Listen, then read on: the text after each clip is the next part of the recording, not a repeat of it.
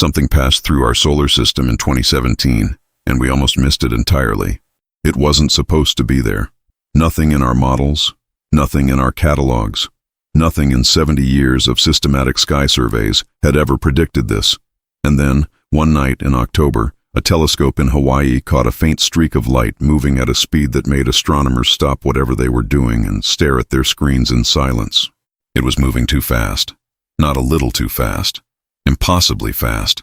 Fast enough that it could only mean one thing. This object hadn't come from our solar system. It had come from somewhere else entirely. From between the stars. From the dark. We named it Oumuamua, a Hawaiian word meaning a messenger from afar arriving first. And for a few breathless months, the entire scientific world pointed every telescope it had at this thing, trying to understand what it was before it vanished forever into the void. We never really figured it out. And here's what keeps scientists up at night. That wasn't the end of the story. That was the beginning. Because since Oumuamua, we've found more. Objects that don't belong here, objects that break the rules, objects that arrive from interstellar space carrying properties that don't match anything in our theoretical frameworks. Each one stranger than the last. Each one raising questions that our best models simply cannot answer. We're going to go through them. Everyone. From Oumuamua's impossible acceleration to the second interstellar intruder that confirmed we were dealing with a genuine phenomenon, all the way to the third object, detected just recently, that is forcing astronomers to completely rethink what's drifting through the galaxy between the stars. And we're going to be honest with you about what we don't know. Because in this field right now, the list of things we don't know is growing faster than the list of things we do. These are real detections, real data, real confirmed science, and somehow that makes it more unsettling, not less. Let's start at the beginning. October 19th, 2017. Robert Warwick, an astronomer working with the Pan-STARRS telescope system at the Haleakala Observatory in Hawaii, is doing a routine sky survey. The Pan-STARRS system is specifically designed to catch fast-moving objects, near-Earth asteroids, comets, anything that might pose a threat to our planet. It's a methodical, unglamorous kind of science. You scan, you catalog, you move on. Warwick was reviewing images from the night before when he noticed something odd. A faint point of light, magnitude 19.8, barely visible, moving across the frame at a speed that didn't make sense. He ran the orbital calculation, and then he ran it again. The object wasn't bound to the sun. That's the critical thing. Every natural object in our solar system, every asteroid, every comet, every rock and ice chunk we've ever cataloged, follows a path that curves back toward the sun. Gravity holds them here. Their orbital paths are ellipses, or at the very worst, parabolas. Open curves that allow escape, but only barely, only with just enough energy to leave. This object was on a hyperbolic trajectory. Its path was so steeply curved away from the sun that it could only be explained one way. The thing had arrived from outside the solar system entirely, carrying excess velocity from its journey through interstellar space. It was just passing through, and it was already leaving. Warwick immediately alerted the International Astronomical Union. Within days, observatories around the world were pivoting to catch it. The object was already past its closest approach to the sun. It had swung around our star and was now accelerating outward, back toward the void it had come from. Scientists had perhaps a few weeks before it would be too faint to observe. They worked frantically, and what they found defied easy explanation on every single measurement they took. The first strangeness was its shape. When astronomers measured how its brightness varied as it tumbled through space, they found something extraordinary. The brightness changed by a factor of 10 over a period of about 7 hours. For a rotating object, that kind of brightness variation tells you about shape. Specifically, it tells you the ratio between the long axis and the short axis. A variation factor of 10 means the object was at least 10 times longer than it was wide, possibly more. Think about that. An object with a length-to-width ratio of 10 to 1 or greater. That's not a rock. Rocks don't form like that. Even the most elongated asteroids we've ever seen in our own solar system have ratios of maybe 3 or 4 to 1. A ratio of 10 or more would look like a cigar, or a needle, or, and this is the word that kept appearing in papers and news articles and inevitably in more speculative circles, a ship. That word was always going to be used. You can't describe an object shaped like a cigar tumbling through interstellar space without someone saying it. And to their credit, many serious scientists acknowledged that the shape was genuinely anomalous. Not that it was artificial, not that it was constructed, but that it was strange, and that strangeness demanded explanation. Some proposed it was a fragment of a larger body, perhaps shattered long ago by a collision or tidal forces, leaving a shard of rock or metal tumbling through space. The elongated shape of some pancake-like asteroids is known to result from tidal disruption near massive bodies. Maybe Oumuamua was a remnant of something that got too close to a star, somewhere sometime, and was torn apart. That explanation was reasonable. Uncomfortable, but reasonable. Then they measured its acceleration, and everything broke. As Oumuamua receded from the sun, astronomers tracked its position with extraordinary precision, and they found that it was accelerating, not decelerating, as it should have been under gravity's pull, but accelerating, moving faster than it should have been, being pushed by something that wasn't in their equations. This is called non-gravitational acceleration. It's not unknown. Comets experience it all the time. When a comet heats up near the sun, volatile ices on its surface sublimate. They turn directly from solid to gas and jet outward, and by Newton's third law, that jet of gas pushes the comet in the opposite direction. It's like a tiny thruster, a well-understood phenomenon called outgassing. The natural explanation for Oumuamua's acceleration was outgassing, but there was a problem. Multiple problems, actually. Outgassing produces a visible coma, a cloud of gas and dust that surrounds the nucleus of a comet and can stretch into a beautiful tail. Every comet we've ever seen outgassing has had a coma. Oumuamua had none at all. Not a wisp, not a trace detectable by any instrument pointed at it. Astronomers searched specifically for water vapor, for carbon monoxide, for carbon dioxide, the most common volatile compounds in cometary bodies. Nothing. The object was silent. No gas, no dust, no detectable emission of any kind, and yet it was accelerating as though something was pushing it. The outgassing explanation requires gas. There was no gas. So what was pushing it? This is when things got genuinely strange in the academic literature. A paper by Shmuel Bialy and Abraham Loeb at Harvard, serious credentialed astronomers, proposed in 2018 that the non-gravitational acceleration could potentially be explained by radiation pressure. Light pressure from the sun pushing on the object like wind on a sail, which sounds reasonable until you do the math. For radiation pressure to produce the observed acceleration, the object would need to be extraordinarily thin. Thin as in less than a millimeter thick, but hundreds of meters across. A flat, thin sheet of material, essentially a sail, drifting through space. Loeb went further. He noted that a natural object of such dimensions would be structurally implausible. It would tear itself apart. But an artificial object, a constructed object, a technological artifact, could potentially be built to those specifications. He called it a light sail, a piece of alien technology, perhaps long abandoned, drifting between the stars. The scientific community's response was mixed, to put it charitably. Many astronomers found the hypothesis irresponsible. The invocation of alien technology, they argued, violates the principle that you should not reach for extraordinary explanations when ordinary ones haven't been exhausted. Others found it a legitimate, if extreme, possibility that deserved consideration. The data was genuinely anomalous. The data was genuinely unexplained. Oumuamua left the solar system. It is now beyond detection, accelerating away from us into the dark, carrying its mysteries with it. We will never get another look at it. But before the debate about Oumuamua had even settled, something happened that forced astronomers to accept a new reality. August 30th, 2019. Gennady Borisov, an amateur astronomer in Crimea, was conducting a sky survey from his home observatory when he noticed a fuzzy object moving against the background stars. He flagged it immediately. Within days, other observatories confirmed what the orbital calculations were showing. This was another interstellar intruder, the second ever confirmed object from outside our solar system. It was different from Oumuamua in almost every possible way. Where Oumuamua had been bizarre and rule-breaking and confusing, Borisov was, almost disappointingly, normal. It had a coma. It had a tail. It outgassed in exactly the way you'd expect a comet to outgas. Its composition, when analyzed by spectroscopy, was strikingly similar to comets in our own solar system. Water ice, carbon-based molecules, silicates. The ratios were slightly different from any solar system comet we'd seen, but well within the range of natural variation. Borisov was boring.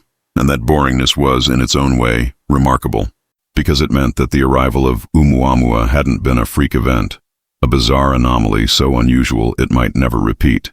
It meant interstellar objects pass through our solar system with some regularity. It meant the galaxy is full of this stuff, naturally occurring debris flung between star systems by gravitational interactions, planetary collisions, stellar near misses. The models had actually predicted this. Theoretical work going back decades had suggested that interstellar objects should be fairly common, that every star system loses material over its lifetime, and some of that material escapes into interstellar space and eventually, perhaps millions or billions of years later, passes through another system entirely. The math said we should be seeing roughly one detectable interstellar object per year with our best telescopes. Borisov confirmed those models were right. Interstellar objects are real. They cross our solar system. They're out there. But Borisov also sharpened the mystery of Oumuamua, because Borisov behaved like an interstellar comet should behave. It followed the rules. It was explainable. And that meant Oumuamua's rule-breaking was not a function of being interstellar. It was a function of being something we hadn't seen before, something genuinely different. The question of what Oumuamua actually was remains open. In 2023, a team led by Jennifer Bergner at UC Berkeley proposed a new hypothesis, that Oumuamua was a fragment of a frozen body, an exocomet from another star system, and that its unusual acceleration was caused not by the sublimation of common volatiles like water and carbon dioxide, but by the release of hydrogen gas. When icy bodies are exposed to radiation in interstellar space over millions of years, that radiation can chemically alter the ice, creating pockets of molecular hydrogen trapped within the structure. When Oumuamua approached the sun and began to warm, those pockets could have released hydrogen in a diffuse, invisible fashion, producing acceleration without a visible coma. It's an elegant solution. It explains the acceleration. It explains the absence of a detectable coma, since hydrogen is essentially invisible to our instruments at those concentrations, and it doesn't require any extraordinary assumptions about the object's origin or nature. But it requires that Oumuamua was a very specific kind of object, a hydrogen-rich ice fragment that we've never seen anywhere else. Not in our solar system, not in any other system. It requires us to invoke a type of body that is entirely theoretical to explain an observation that is entirely real. The mystery isn't solved. The mystery is just wearing different clothes. And then, in 2025, the universe sent us a third one. The object now designated 3I Atlas was first detected in July 2025. The name comes from the Atlas Survey System, Asteroid Terrestrial Impact Last Alert System, which had been upgraded specifically to catch fast-moving objects with better sensitivity than its previous incarnation. 3I Atlas was immediately unusual. Its hyperbolic excess velocity, the speed it carried above and beyond what solar gravity alone could explain, was higher than either Oumuamua or Borisov, significantly higher. This thing was moving faster, which meant it had come from further, or had been accelerated more vigorously, or had originated in a region of the galaxy with different stellar density and dynamics than the objects that had come before it. Like Borisov and unlike Oumuamua, 3I Atlas showed signs of cometary activity. There was a coma. There was outgassing. In that sense, it behaved naturally. But its composition was strange. Spectroscopic analysis revealed chemical signatures that didn't match the standard profiles of solar system comets. The ratios of certain volatile compounds were off in ways that suggested this body had formed in a different chemical environment, around a different star, under different conditions, in a protoplanetary disk with different elemental abundances than our own. That's exactly what you'd expect from an interstellar object, of course, but the specific deviations were informative. They pointed toward a stellar origin that was potentially quite distant from our own, in a region of the galaxy with different metallicity, different concentrations of heavy elements than the solar neighborhood. This object had traveled a long way, possibly billions of years. Think about that for a moment. The material in 3I Atlas may have formed around a star that no longer exists. It may have been drifting through interstellar space since before Earth was born. It arrived here, made its brief swing around our sun, and will be gone again, carrying chemical records of its origin point that we are only beginning to read. The arrival of 3I Atlas confirmed something that many astronomers had suspected, but couldn't say with confidence after only 2 detections. We are entering an era of interstellar object astronomy. This is a real and recurring phenomenon. The galaxy is littered with debris from other star systems, and some of it is constantly passing through our own, with better telescopes, and the Vera C. Rubin Observatory, designed specifically for wide-field time domain astronomy, began its full survey operations in 2025. We should start detecting these objects regularly. The models now suggest we might find dozens per decade, hundreds over the course of a generation, each one a message from somewhere else, carrying material from alien star systems, testifying to processes we can't observe directly from here. But let's slow down, because the interstellar objects, strange as they are only one part of this story. They are objects we can point a telescope at, objects that leave trails of light we can measure and analyze. They are anomalous, but they are at least physically present in a way we can document. Some of the objects in this story are harder to pin down. Some of them are anomalies not of composition or trajectory, but of existence itself, things that our models of the universe say simply should not be. In 2022, the James Webb Space Telescope showed astronomers something that produced genuine consternation in the cosmological community. The JWST is the most powerful space telescope ever built. Its sensitivity and resolution surpass the Hubble Space Telescope in the infrared by orders of magnitude. It was designed partly to peer back to the earliest epochs of the universe, to see the first stars and galaxies forming in the aftermath of the Big Bang. What it saw broke the models. The early universe, the universe in the first few 100 million years after the Big Bang, was supposed to be a relatively simple place. The Big Bang produced primarily hydrogen and helium, with trace amounts of lithium. The first stars were enormous, short-lived, and chemically simple. The first galaxies were small, irregular, and dim. They hadn't had time to grow into the massive, complex, spiral, and elliptical structures we see in the modern universe. Structure formation is a slow process, governed by the gradual accumulation of dark matter halos and the slow infall of baryonic matter. You can't build a massive galaxy overnight. Or so we thought. JWST found massive, mature, fully formed galaxies in the early universe that shouldn't have had time to exist. The objects, sometimes called universe breakers in the popular press, a term that's dramatic but not entirely inaccurate, appear in observations going back to within a few 100 million years of the Big Bang.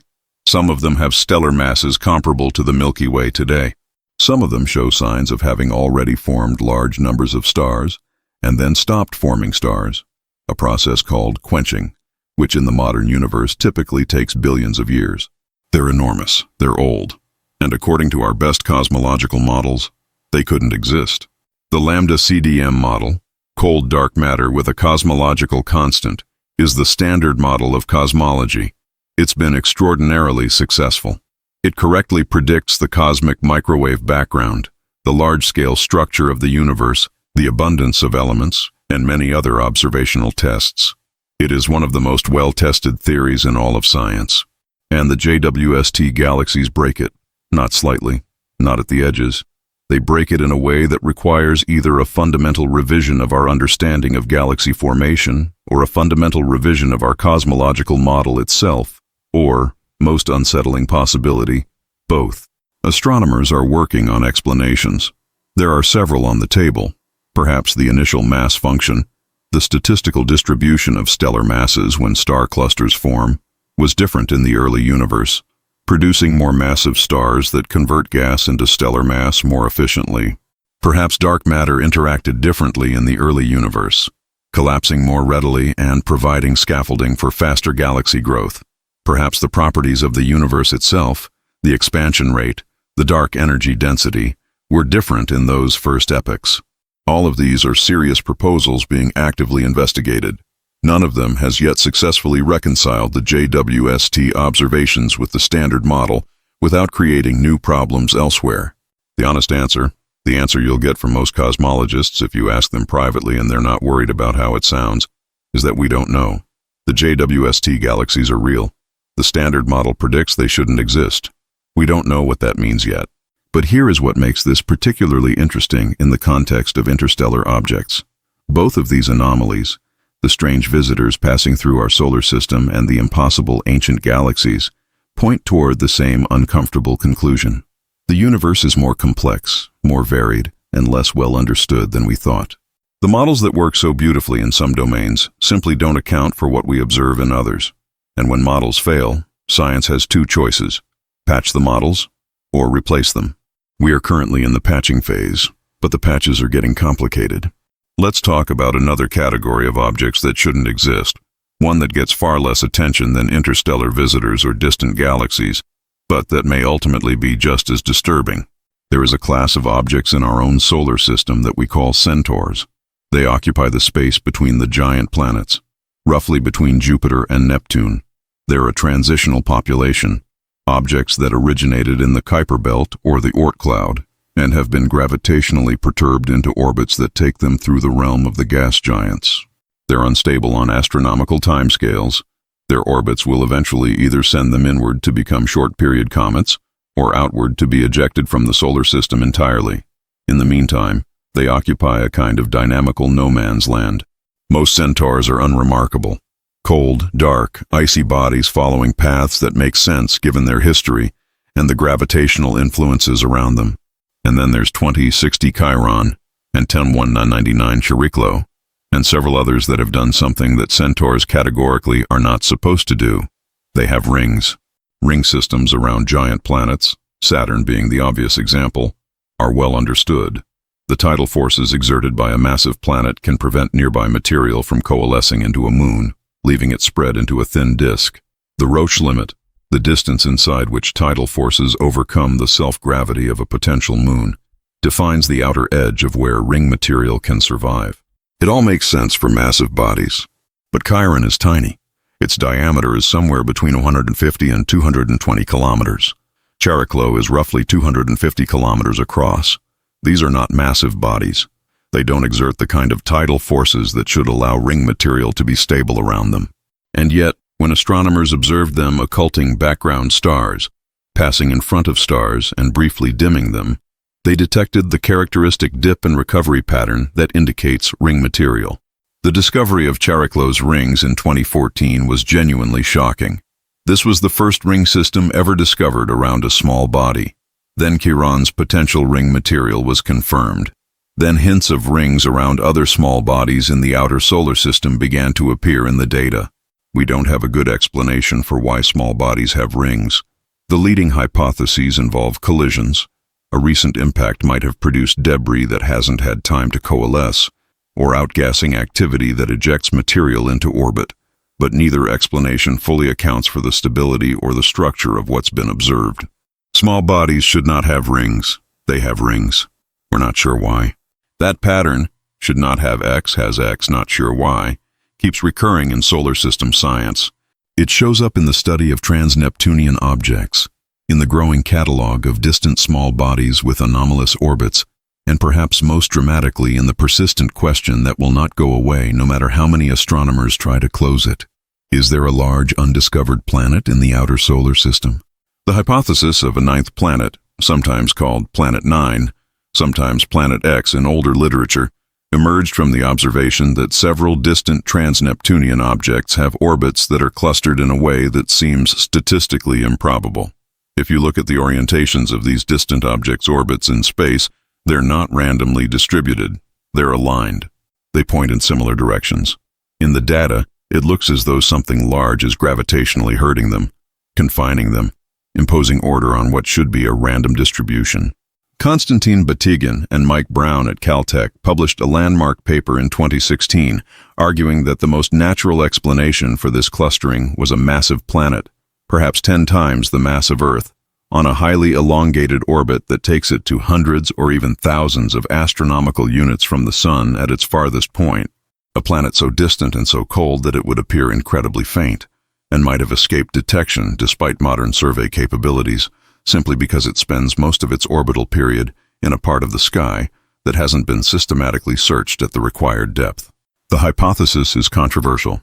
Some astronomers argue the clustering is real and significant. Others argue it's a statistical artifact, a product of observational bias, because we're more likely to discover distant objects in certain parts of the sky where surveys have been more thorough, and that apparent clustering might just reflect where we've been looking rather than any real physical alignment. The debate continues. Planet 9 has not been found, but it hasn't been ruled out either, and the Vera C. Rubin Observatory, with its extraordinary sensitivity and its systematic coverage of the entire sky, may resolve this question within the next few years. Either it will find the planet, or it will search deeply enough to definitively rule it out. If it's ruled out, we have to find another explanation for the orbital clustering, one that works, one that doesn't invoke a hidden planet. If it's found, if there is a large, cold, dark planet in the far outer solar system that has somehow escaped detection for the entire history of astronomy, then we have to reckon with what that means for our understanding of how the solar system formed, how it evolved, and what else might be out there that we haven't noticed yet. Either answer is significant, one slightly disturbing, one rather dramatically disturbing. But we're not done with the impossible yet. Let's bring this back to interstellar objects one more time, because there's a dimension to this story we haven't fully explored. The dimension that connects the physical, detectable anomalies to deeper questions about what's actually out there between the stars. The total population of interstellar objects passing through our solar system at any given time is, based on the detections we've made and the models that predict detection rates, likely to be enormous. The Rubin Observatory simulations suggest there could be thousands of interstellar objects in the inner solar system right now, objects large enough to be detected by future telescopes, but currently invisible to us because we haven't had instruments sensitive enough to find them. Think about that. Right now there are objects in our solar system, perhaps many objects, that came from other star systems. They're passing through. They'll be gone in a few years or decades, back into the interstellar void, and most of them we'll never know about. They'll transit our solar system in silence, carrying whatever secrets they carry, and vanish before we ever had a chance to see them. This is not a hypothetical. This is statistical fact based on direct observation. We know interstellar objects come here. We know we only detect the large, bright ones. We know the distribution of sizes follows a power law that guarantees far more small objects than large ones. The dark, the small, the faint, they pass through constantly, invisible. Some of those objects are natural, cometary fragments, rocky debris, the remnants of collisions and disruptions in distant star systems. That's certainly the majority. That's almost certainly essentially all of them. But here is the question that Abraham Loeb has been asking for years, and that more and more scientists are taking seriously enough to fund with proper resources. In all that interstellar traffic, in all those objects crossing our solar system over geological timescales, is it completely implausible that some small fraction might be artificial, not necessarily sent here intentionally, not necessarily a message or a probe in any science fiction sense, but possibly technological debris, the remnants of civilizations that no longer exist, or that exist somewhere very far away and lost something, or sent something, long ago? The Galileo Project, which Loeb co-founded in 2021, is attempting to address this question scientifically rather than speculatively. It deploys wide-field telescopes and detectors specifically designed to look for objects with anomalous properties, unusual shapes, trajectories that suggest artificial construction, materials that don't match natural compositions. It's not a SETI project in the traditional sense. It's not listening for signals. It's looking at the objects themselves. As of 2025, the project has collected data on significant numbers of meteors and fireball events, looking for fragments with anomalous compositions or properties. It has not found definitive evidence of artificial origin in any sample, but it has found unexplained material, spherules recovered from the ocean floor, associated with a fireball event that may or may not have been interstellar in origin, with an iron, magnesium, and manganese composition unlike any known meteorite class. The scientific community is divided on the significance of these spherules.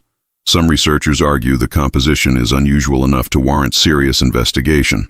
Others point to possible contamination issues in the ocean retrieval process and argue the data is insufficient to draw any conclusions. The debate is ongoing, the data is limited, and the sample size is small. What the Galileo Project represents, regardless of what it ultimately finds, is a recognition that these questions deserve empirical investigation rather than dismissal.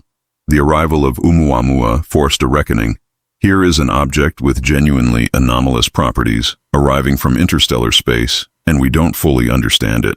The intellectually honest response to that situation is to design better observations, not to assume the explanation is obvious. The universe is under no obligation to be comprehensible to us.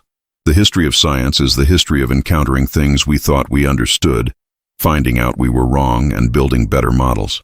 The speed of light was supposed to be relative to something. We found out it wasn't. The atom was supposed to be indivisible. We found out it wasn't.